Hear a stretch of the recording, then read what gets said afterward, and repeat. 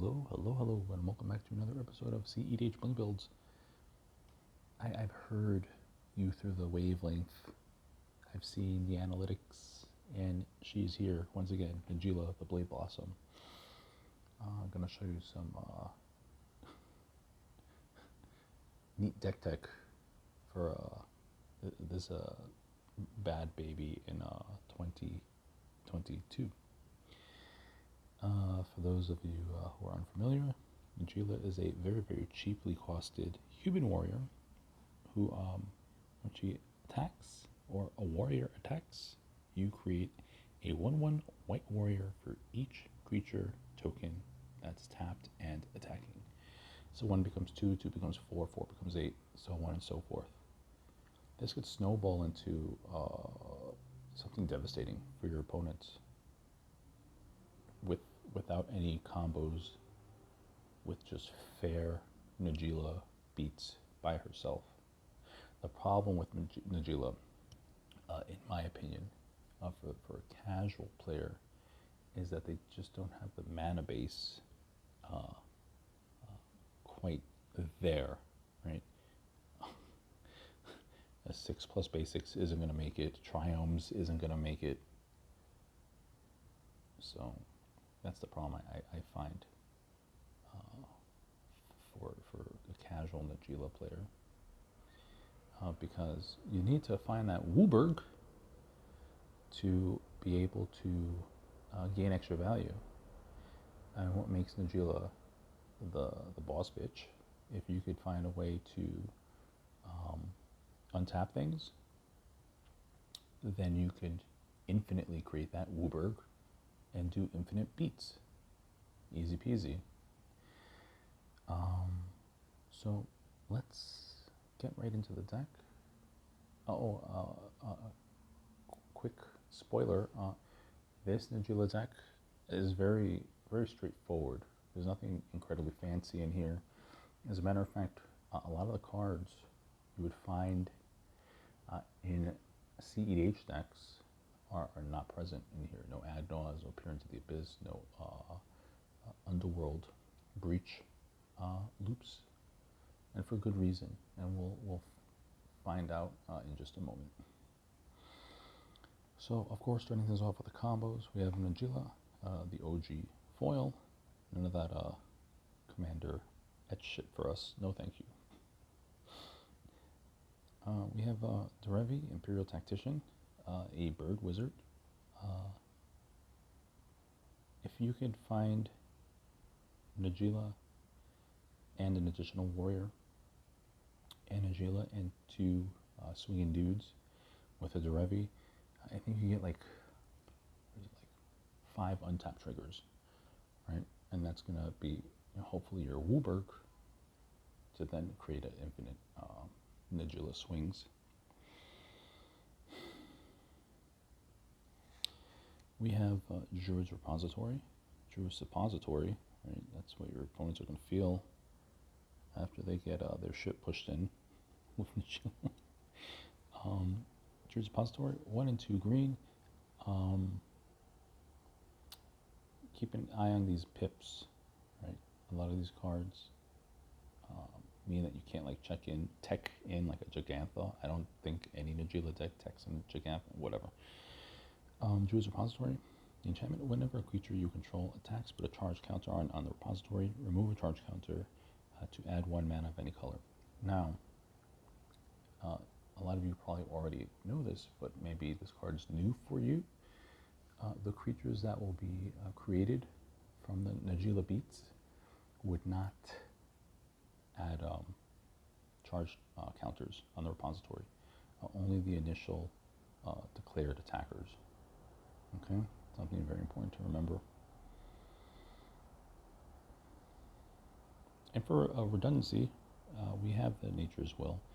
I think it's not entirely necessary, but in this particular build, there are only like 3 cards for the infinite Najeela Beats. So Nature's Will acts kind of the same way as a Sword of Feast and Famine. Whenever one or more creatures you control deal combat damage to a player, tap all lands that player controls and untap all lands you control. So you don't necessarily have to have the 5 WUBRG, the 5 lands to produce WUBRG. You could send your dudes in different directions to get multiple untap triggers. And then the same could be said with the Grim Hireling. I'm going to put him in the combo pile because he does have the potential to take, for sure, at least, like 100%, like at least one opponent off the table. Because whenever the Hireling, whenever one or more creatures you control deal combat damage to a player, create 2 treasure. So again, if you send your dudes in different directions, that's 6 treasure, and you can keep doing this and doing this and doing this until you take somebody, at least one person off the table. Grim Hireling, because of his treasure spamming abilities, and because he already has synergy in the deck where you're swinging, is a perfect fit. And then its black ability is like really, really shitty creature removal. So he is the full package and earns his place. Of course, we have Thassa's Oracle. It's too easy of a combo.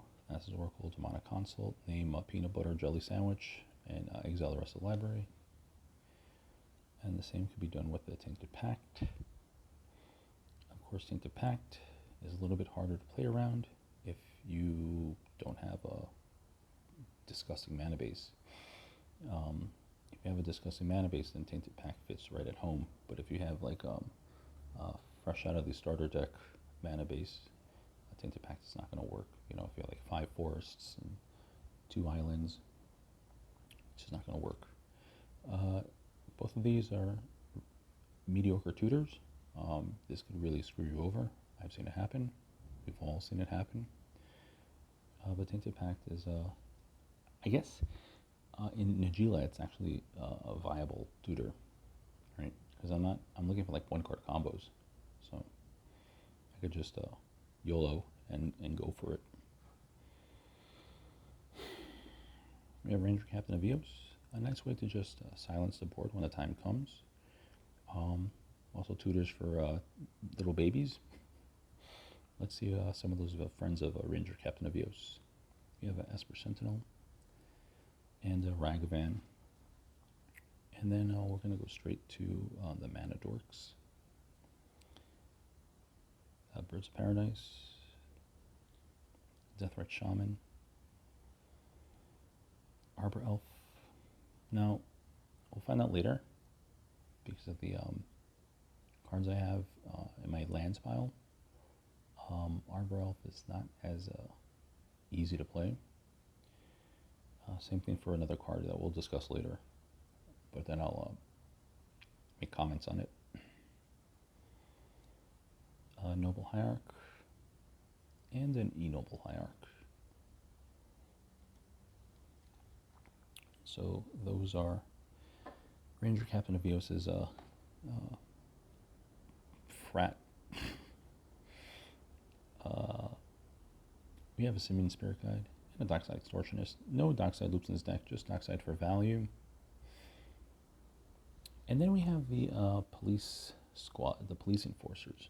So when building this iteration of the deck, I kept like a lot of my discipline from like old school Yu-Gi-Oh in mind.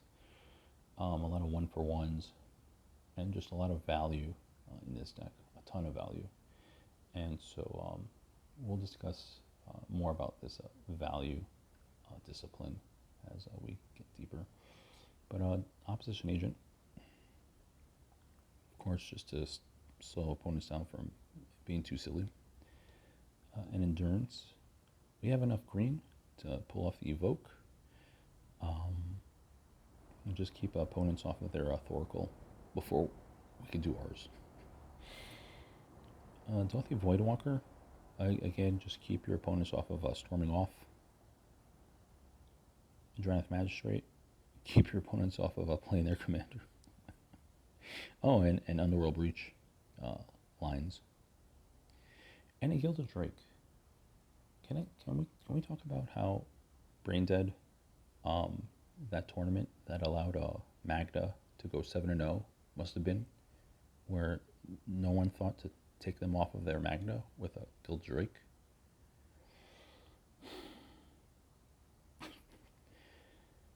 A collector oof. Keep motherfuckers off of their treasures. Right? I know I create treasure, but when you run a snacks card, you play around like what you play the snacks pieces around what you have going on. But if I can land like a turn one oof, then so be it. Really help to slow the game down. Take opponents off of their rocks. Really gross. And then the mama of all snacks pieces, we have a Limvala. OG Limvala. To keep opponents off of their activated abilities, which hurts a lot. If you can land the Limvala, your opponents have a tough time with that. So, card value is really important.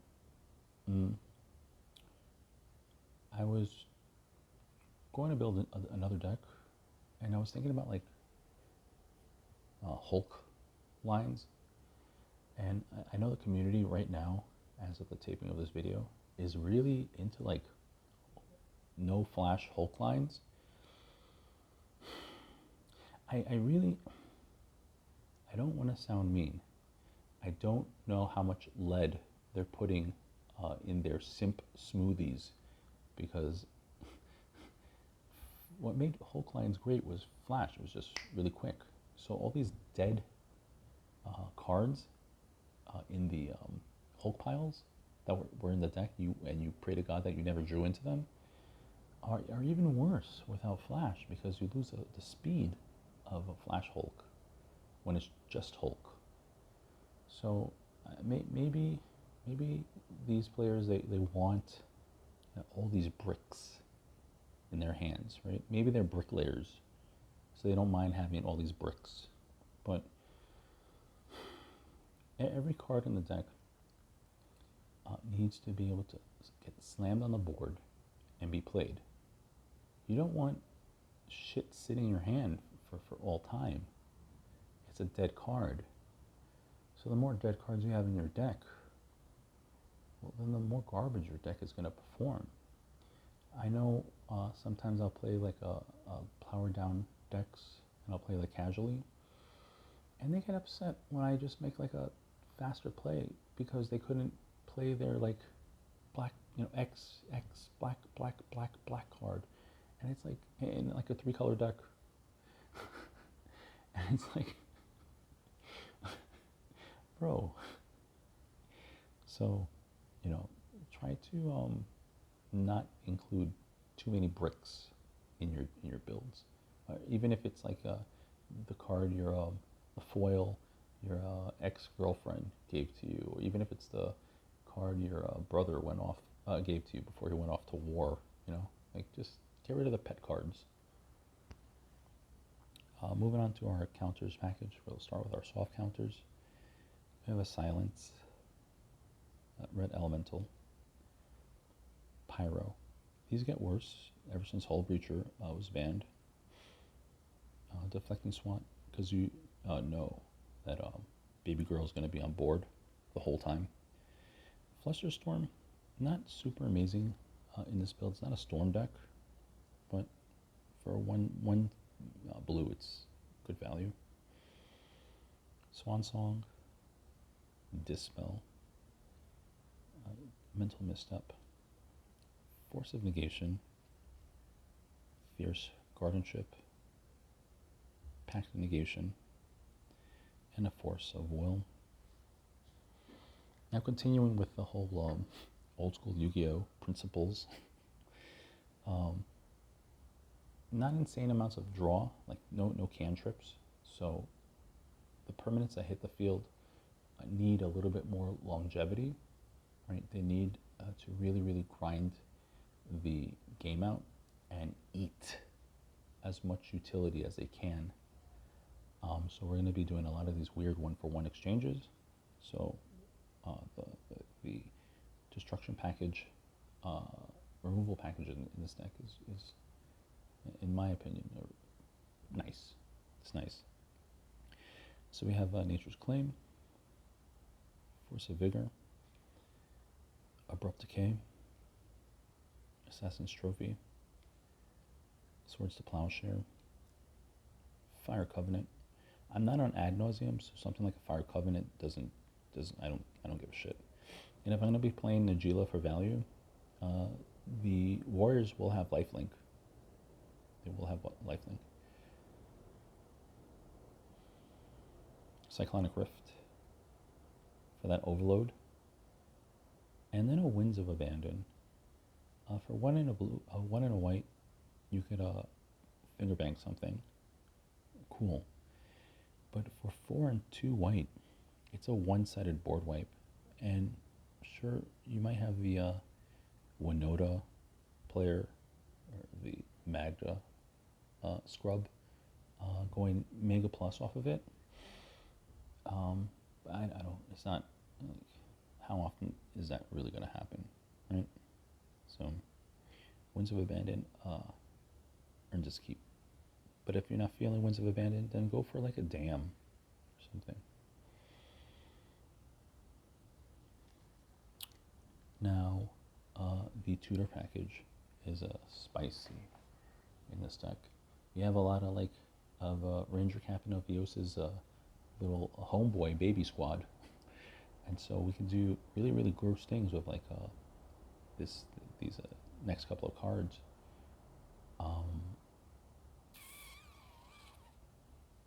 That blows my mind. Again, it blows my mind that no one had access to their Gilded Drake in that tournament. So we have the Neo form. You turn a 1 into a 2, and you know that my 2s are assholes, so I guess you can even turn a 0 into a 1. Oh, remember, this doesn't, this deck doesn't care about this fact, but those warriors Najeela makes are not humans. They're just warriors. So if like you're doing a mutate thing, then you're gooch. We have Eldritch Evolution. It turns a 2-drop into a Limvala. It turns a Limvala into a Vanadork. So, really, really good card. It turns a Manadork into a Gilded Drake too, right? And it turns a token into a Gilded Drake. So, Finale of Devastation. No combos in here. Just a finale for value, whether it's from the graveyard or from the deck. We're gonna rip something spicy, that's for sure. And then we have the Enlightened Tutor. To grab a card we'll see in just a second, or the enchantment combo pieces. Mystical Tutor. Are there no wheels in this deck? That's something to know. This isn't the type of deck that can take advantage of a wheel. You know, the decks that I have wheels in traditionally usually could spam a bunch of artifacts and then wheel, and then I still have like access to a million CMC, so I can just keep going deeper and deeper and deeper and deeper into a combo until I eventually find one.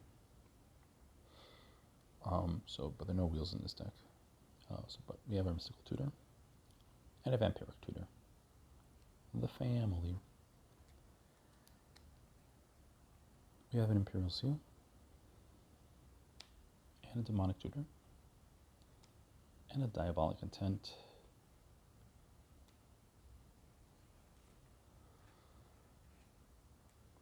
The other creature tutors, we have a Whirly Tutor, a Sylvan Tutor, Adomami's Call. I never got around to blinging this out. And then it was released into Modern, and I was like, oh god. But I don't play this card enough to really have interest in blinging it out. There's no Summoner's Pact, right, for the instant, what's his name? Stupid bird. There's no Summoner's Pact for the instant Derevi, but that's something that could be put in, no problem. And because I'm probably not going to have the ridiculous hand size in a deck like this, there's no gamble. There's no gamble. We have the Praetor's Grasp. Again, another card that I'm really, really, really surprised that in that stupid tournament that everyone's talking about, no one was able to take the Magda off of like a Clock of Omen, and no one was able to take like the stupid ass Tashar deck off of like a Heliod or some shit. No, it was Heliod that won. Was it Heliod or Tashar? I don't remember. But like Praetor's Grasp takes your opponents, especially in my opinion, like shit decks like that, off their combo, and it blows my mind. And then a Noxious Revival. We can do things with Noxious Revival. We can get our things back, lost combo pieces to close out the game, or just slow your opponent down from doing something stupid. And then wrap things up, we have our artifacts, enchantments, and lands. We have a Mystic Remora, Mystic Study, Sylvan Library, Carpet Flowers, no Necropotence. The triple black is a little difficult for me, especially in a WUBRG deck that the pips are like all over the place. Especially now in a modern era, we're like more heavy and white. So the pips are really all over the place, so I can't afford a Necropotence in this deck. Utopia Sprawl, right, so Utopia Sprawl has to go into a forest. The Arbor Elf can only untap a forest. So it makes your fetch lands really, really, really important in this deck. Really important. And of course that OG Wild Growth. These are important cards, especially if we're doing like a Null Rod Collector Oof thing. Other means to produce mana are really important. And then these cards mean that there's like less land that you need to do your Infinite WUBRG.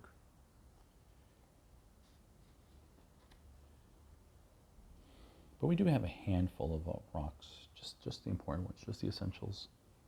We have a Lotus Petal, a Jewel Lotus, turn 1 Najeela, very nice. Chromox, and a Mox Diamond, a Soul Ring, and a Mana Crypt, and that's it. And then an Null Rod. So not too much conflict here, right? These are eggs, and so the 4 rocks shouldn't really conflict with the Null Rod. It's one or the other, right? But most of the time it's not both. And then the lands, very, very, I don't know, maybe oversimplified. We have a 10 fetches, and we will have only the 10 duels.